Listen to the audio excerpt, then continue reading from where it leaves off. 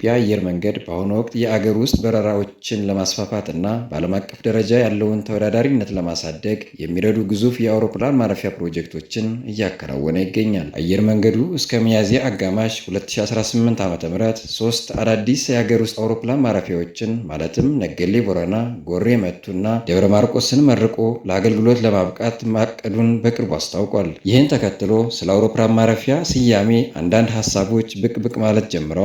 በዛሬው ዘገባችን በደብረ ማርቆስ እየተሰራ ያለውን የአውሮፕላን ማረፊያ እንዳሰሳለን። ሰብስክራይብ ያላረጋችሁ ሰብስክራይብ በማድረግ እስከ ዝግጅታችን ፍጻሜ አብራችሁን ቆዩ። የጎጃም ሰማይ ስር አዲስ የታሪክ አሻራ። የደብረ ማርቆስ አየር ማረፊያ በንጉሥ ተክለ ሃይማኖት ስም ይሰየም። በጥበብና በእውቀት አዝመራ በታወቀችው የዲፕሎማቶችና የጀግና አርበኞች መፍለቂያ በሆነችው ታሪካዊቷ የደብረ ማርቆስ ከተማ በአሁኑ ወቅት እየተገነባ የሚገኘው አውሮፕላን ማረፊያ መጠናቀቂያው ደርሷል። ይህ ግዙፍ የልማት ተቋም የከተማዋን የንግድና የቱሪዝም እንቅስቃሴ ወደ አዲስ ምዕራፍ እንደሚያሻግረው ጥርጥር የለውም። የጎጃም ምሁራን፣ ጸሐፍት፣ የኢንቨስትመንት ድርጅቶች ሁሉ በራቸው የተከፈተ ይመስላል። በተለይም ለደብረ ማርቆስ ዩኒቨርሲቲ ዓለም አቀፍ አጋሮች ትልቅ አጋጣሚ ነው። ምሁራን ወደ ዩኒቨርሲቲው በመምጣት ሕክምና ዘመቻ ማማከር፣ መመራመርና ማስተማር ለሚፈልጉ አንቱ የተባሉና በመላው ዓለም ለሚገኙ የጎጃም ተወላጆች ምሁራን ይሄ መንገድ ሰፊ ዕድል የሰጠ ነው። ሆኖም ግን የአንድ ተቋም ግርማ ሞገስና ህልውና የሚጸናው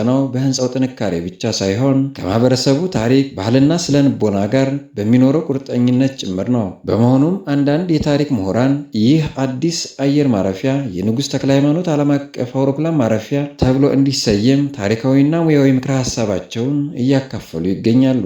ንጉሥ ተክለ ሃይማኖት ተብሎ መሰየሙ ለምን አስፈለገ?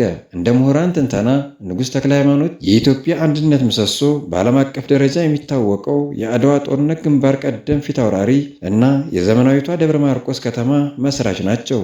ስማቸውን በአየር ማረፊያው ላይ መቅረጽ ለሀገር ውለታ ለዋሉ ጀግኖች የሚሰጥ የክብር መግለጫ ከመሆኑም ባለፈ ለትውልድ የማይደበዝዝ የታሪክ አሻራ ጥሎ ያልፋል። ተጓዦች የሚሄዱት ወደ ደብረ ማርቆስ መሆኑን አስቀድመው ያውቃሉ። አየር ማረፊያውን በከተማው ስም ብቻ መጥራት ደብረ ማርቆስ ለመሄድ ደብረ ማርቆስ አየር ማረፊያ ወረዱ የሚል አሰልቺ ድግግሞሽን ይፈጥራል።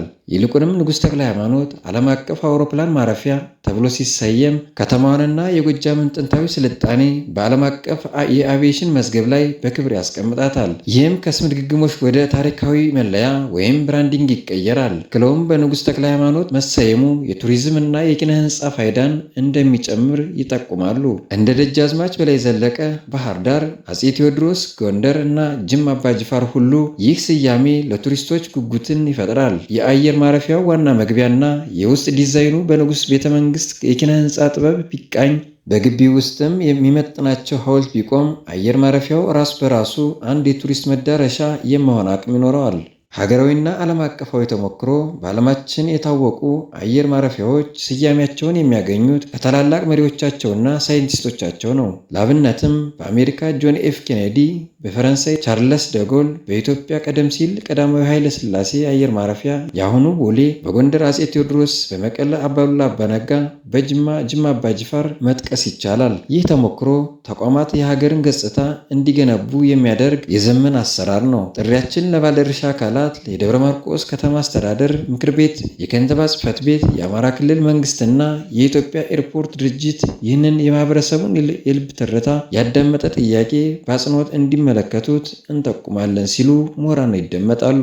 በተለይም የባህር ዳር ከተማ ምክር ቤት የቁርጥ ቀን ልጇን የደጃዝማች በላይ ዘለቀን ስም በክብር ለማጽናት የወሰደው አኩሪ እርምጃ ለደብረ ማርቆስ ከተማ አመራሮች ግልጽና ታላቅ አርአያ የሚሆን ተግባር ነው። የጥበብ ምንጭ፣ የሃይማኖት ማዕከልና የጀግንነት መፍለቂያ የሆነችው ደብረ ማርቆስ በታሪካዊው ንጉሥ ስም ተጠርታ ታላቅነቷን የምታድስበት ትክክለኛ ጊዜ አሁን ነው። ኢትዮጵያ በጀግኖቿ ታሪክና በተከበሩ ልጆቿ ስም ምንጊዜም ልዕልናዋ ተጠብቆ ለዘላለም ትኑር።